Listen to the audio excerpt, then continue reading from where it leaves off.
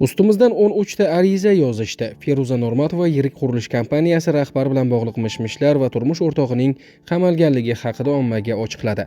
Assalomu alaykum. Kanalimizda birinchi bor bo'lib turgan bo'lsangiz, obuna bo'lishni, videoga like bosishni, izohlarda esa o'z fikringizni yozib qoldirishni unutmang.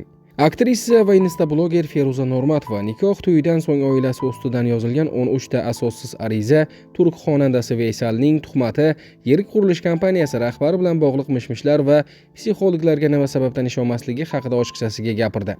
Nikoh to'yimizdan bir hafta o'tib Xorazmga ketdik.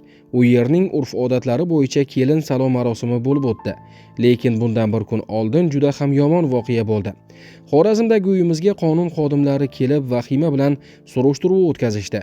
Qaynonamdan men bilmaydigan biror narsa bormi deb so'rasam, birinchi munosabatidagi ayolining arizasi bo'yicha kelishganini aytdi. Jarimalari borligini, uni to'lashini aytishdi. Kelin salomim kuni ham kelishdi. Xullas tinchlik yo'q.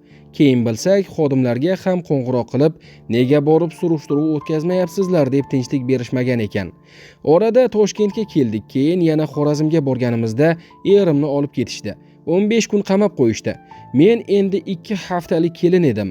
O'g'lini olib ketishgach, qaynonamning tobi qochib qoldi, kasalxonaga yotqizdik. Qaynotam Moskvada, turmush o'rtog'im mahkamada, qaynonam kasalxonada.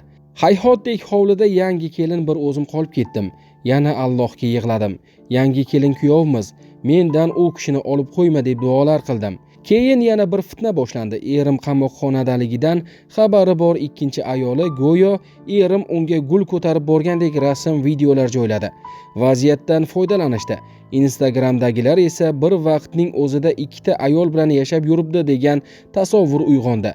Men chiqib, ey xaloyiq, 15 sutka erim ichkarida o'tiribdi. Ishonmanglar deya olmadim. Chunki qaynonamga bu haqida hech kimga aytmaslikka va'da bergan edim, deydi Feruza Normatova.